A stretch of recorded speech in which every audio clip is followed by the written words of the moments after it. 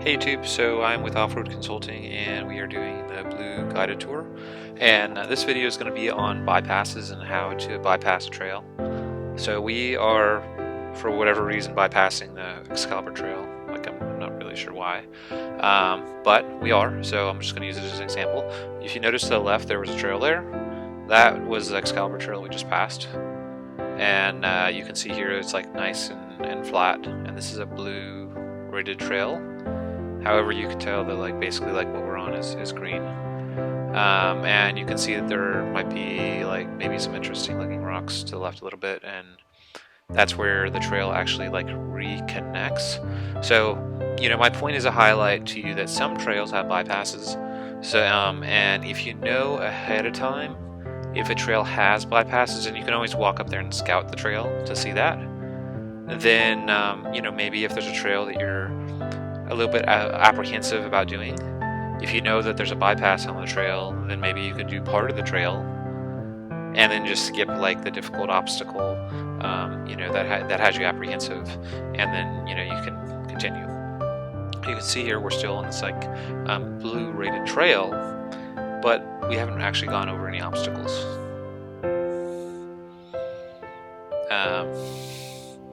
And this is just a straight cut of the whole entire video. I didn't do any kind of fancy camera work or anything like that.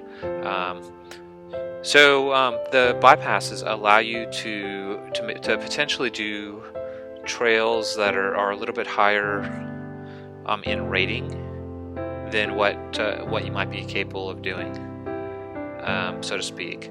And so obviously, the trails can be confusing. And I pointed out in a couple other videos, how do you tell if you're on the trail or where the trail is. At AOAA, they mark the trails with ribbons. If you saw, we just passed a ribbon on the left. That would tell us that most likely we're on some sort of trail.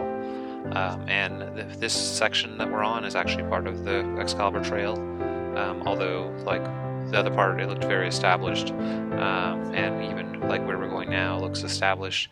But once again, it's hard to tell. The scrapes on the side of the trees are another giveaway. But here, if you look to the left, there is a ribbon, and there is another ribbon. So I froze it just for a second. You see how there's two ribbons now? There's a ribbon right in front of us, and there's a ribbon even farther away. That's a clear indicator that basically the trail there goes to the left. But it's very, very subtle.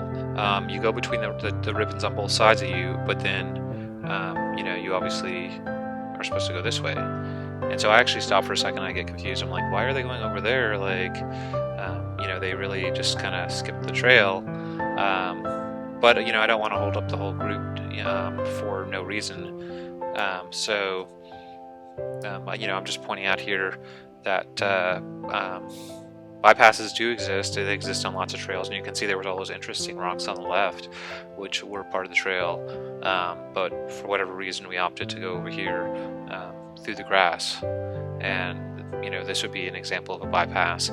Obviously, you can use bypasses like this if you have a mechanical problem, and if potentially you need to find some way to get off the trail without doing the obstacles.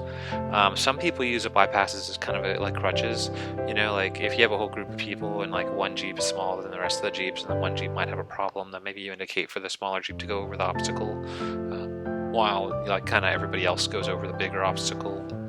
There's lots of different reasons to use bypasses, but I wanted to kind of just use this footage, since I happen to have it, to kind of highlight to my subscribers that bypasses do exist out there, especially the newer ones that have Jeeps and stuff.